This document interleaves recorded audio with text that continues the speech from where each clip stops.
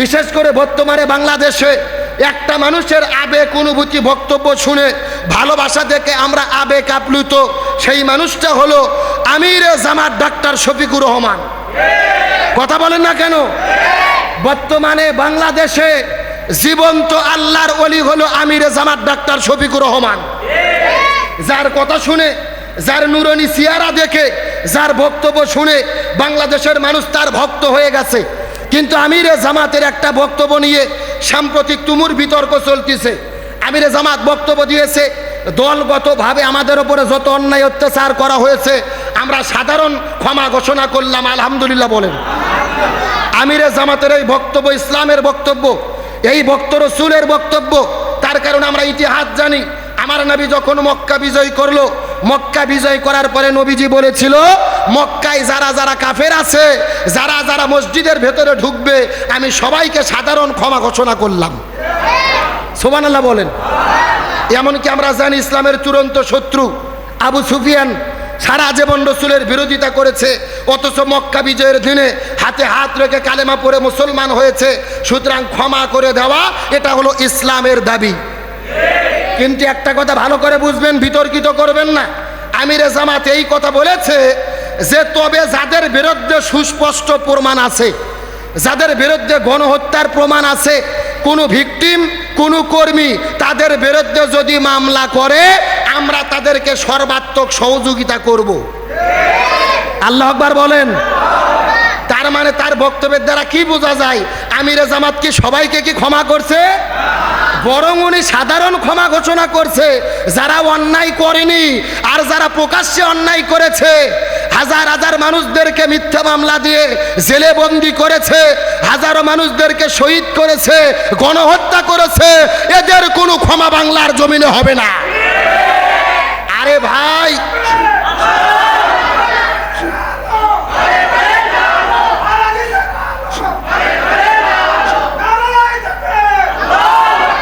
আমার দিকে লক্ষ্য রাখেন। আসলে আমিরে জামাত তিনি জাতীয় নেতা, তার বক্তব্য জাতীয় নেতার মতোই হতে হবে। আরে আমিরে জামাতের বক্তব্য বুঝতে গেলেও আপনাকে সেই জ্ঞান এবং প্রজ্ঞা থাকা লাগবে। খামাকা লাফালাফি করেন না, বোঝার চেষ্টা করবেন। আজকে বাংলাদেশের যে বিপর্যয়, হাসিনার ক্ষমতা গেল কেন? তার ফাউল বক্তব্য দেওয়ার জন্য। ও বলেছিল যে মুক্তিযুদ্ধের নাতিপুতি চাকরি পাবে না, যে রাজাকারের বাচ্চারা পাবে। কি আর এই এক বক্তব্য দিয়েই তো হাসিনা জেদ ছাড়লো। আর ওবায়দুল কাদের সবসময় বক্তব্য দিত খেলা হবে। এখন আমরা ওবায়দুল কাদেরকে বলতে চাই, কোথায় তুমি খেলবা? আসল খেলা শুরু হওয়ার পরে তোমাকে তো খুঁজেই পাওয়া যাচ্ছে না। আমরা বলতে চাই ওবায়দুল কাদেরের কোনো ক্ষমা নাই। এ কথা কন না, এ জনগণের মনকে অতিষ্ঠ করেছে। এই তাদের কর্মীদেরকে লেলিয়ে দিয়ে নিরপরাধ মানুষকে হত্যা করেছে। তাহলে আমিরে জামাতের বক্তব্য নিয়ে বিতর্ক করবেন না, তার বক্তব্য বোঝার চেষ্টা করেন। অপরাধীদের ক্ষমা নাই, তবে যারা অপরাধ করেনি, আওয়ামী লীগ করতো, এদের জন্য সাধারণ ক্ষমা আছে। একেবারে ক্লিয়ার কথা, কোনো ভেজাল নাই। বিতর্কিত করবেন না, খুবই ভালো মনোযোগ। এই বাংলাদেশে ইসলামী আন্দোলন বিজয় হচ্ছে, মুসলমানরা ইসলামের পথে যাচ্ছে। ভারত কিন্তু বসে নাই, ষড়যন্ত্র চলতেছে। এই সময়টা আমাদের ধৈর্য ধরে সচেতনভাবে মোকাবেলা করতে হবে। আমরা বলতে চাই, আমিরে জামাত শুধু আমিরে জামাত নয়, আগামীর বাংলাদেশে তিনি বাংলাদেশের আমির হবে ইনশাআল্লাহ। আমরা বাংলাদেশে আওয়ামী লীগের শাসন আর জুলুম দেখেছি, বিএনপির শাসন দেখেছি, জাতীয় পার্টির শোষণ দেখেছি। এই বাংলাদেশে একটা বার আমরা দেখতে চাই, কোরআন দিয়ে বাংলাদেশ চালালে, হুজুররা বাংলাদেশ চালালে কেমন হয়, এটা আমরা একটা বার দেখতে চাই। চাই কি চাই না? কারা কারা চাই একটু হাত তোলেন তো দেখি। লিল্লাহ।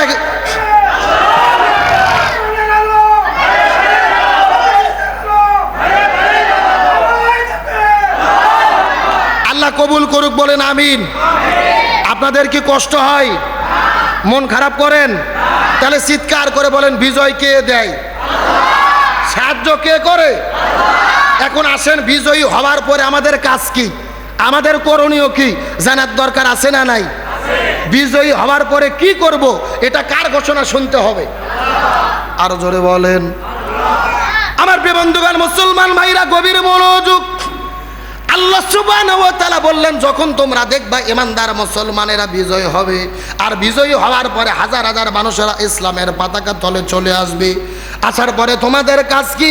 আল্লাহ রাব্বুল আলামিন বলেন, ফাসাব্বি বিহামদি রাব্বিকা ওয়াস্তাগফির। তোমাদের কাজ হলো দুইটা। জোরে বলেন কয়টা? আরো জোরে বলেন। এক নম্বর হলো প্রশংসা আদায় করতে হবে কার? আরো জোরে বলেন। তাহলে জোরে বলেন দেখি, হাসিনা পালে যাওয়াতে আপনারা খুশি না বেজার? আর হাসিনা স্বৈরাচার পালানোর পরে প্রশংসা হবে কার? চিৎকার করে বলেন তো দিকে আলহামদুলিল্লাহ। এক নম্বর কাজ হলো আল্লাহর প্রশংসা আদায় করতে হবে। আর আল্লাহ রাব্বুল আলামিন বললেন, দুই নম্বর কাজ হলো তোমাদেরকে আল্লাহর কাছে তওবা করা লাগবে। জোরে বলেন দেখি, তওবা করব কার কাছে? আল্লাহ রাব্বুল আলামিন বুঝাইতে চাই, ক্ষমতা পাওয়ার পর অহংকার করা যাবে না, ক্ষমতার বড়াই করা যাবে না।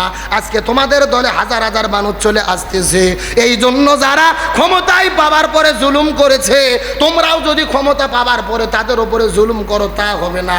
বরং ইনসাফপূর্ণভাবে এই জমিনের মধ্যে ন্যায় ইনসাফ কায়েম করতে হবে। হুকুম কার? গভীর মনোযোগ ভালো করে বুঝবেন।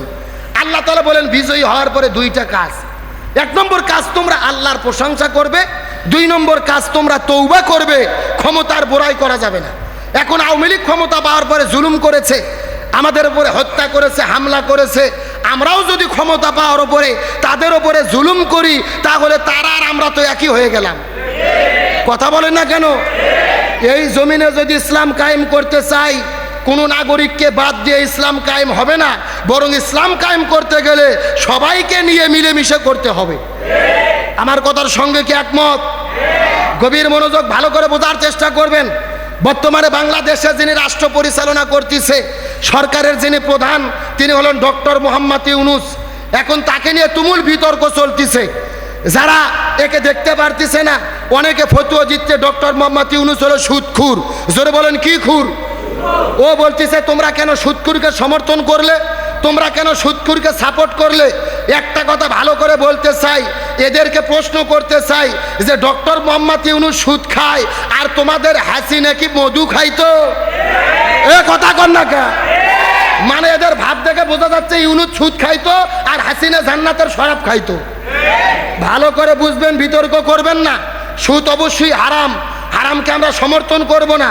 কিন্তু বাংলাদেশ স্বাধীন হওয়ার পর থেকে শুরু করে আজ পর্যন্ত যারাই ক্ষমতা চালাইছে, তারাই সুদভিত্তিক অর্থনীতি চালাইছে।